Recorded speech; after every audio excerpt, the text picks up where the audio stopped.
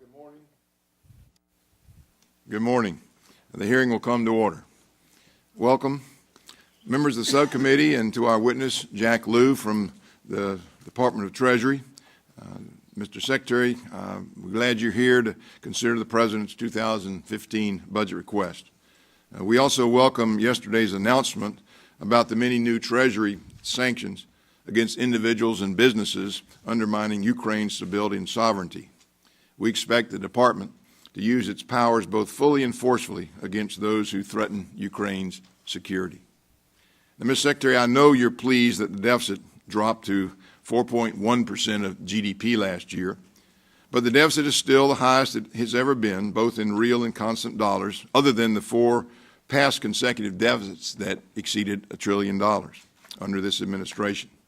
And so that string of trillion-dollar deficits is why the gross federal debt last year exceeded 100% of the GDP and will remain there, it looks like, for the rest of this administration. And I doubt that you or the President should be pleased about this legacy. So when we look at the mandatory spending in the President's budget, it's estimated to grow from $2.5 trillion in the fiscal year 2014 to $3.6 trillion by the fiscal year 2019. And by then, the gross interest payments on the debt alone will exceed $750 billion, which will dwarf our defense spending. And because of that, it troubles me, and I wonder why the administration didn't propose any serious entitlement reforms to prevent this further intergenerational inequality. And so I hope that you will work with the budget committees and the authorizing committees to give the next generation the opportunity to forge their own way forward rather than saddle them with the debt of our grandparents, of their grandparents and their parents. And as a member of the Appropriations Committee, we've driven down discretionary spending every year since fiscal year 2011, and I'm a little concerned that more progress has not been made on the mandatory side of the ledger. The Department's own budget request also raises some questions. The request seeks to, number one, add more than $1 billion increase to the IRS. It seeks to authorize language to pay certain IRS employees bigger salaries and bonuses that are actually allowed under the civil service system. It seeks to eliminate language enacted in the omnibus to prohibit the IRS from targeting groups for additional scrutiny based on their ideological beliefs, and to prohibit the IRS from targeting citizens of the United States for exercising any right guaranteed under the First Amendment. It also seeks to eliminate language requiring the videos produced by the IRS to be appropriately reviewed.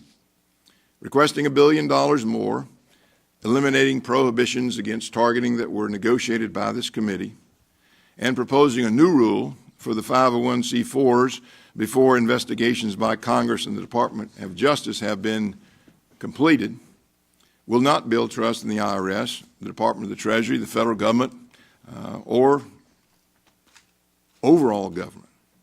So I think that if you were to explain how the inappropriate criteria came into use, how they were allowed to be used for years, that's what we need to bring back some trust in the IRS and make sure the IRS can administer the tax code in a partial and nonpartisan manner. Similar to the Department's 2012, 13, and 14 budget request, the Department is seeking discretionary spending for the IRS above the spending caps by relying on discretionary cap adjustments that are not part of current law.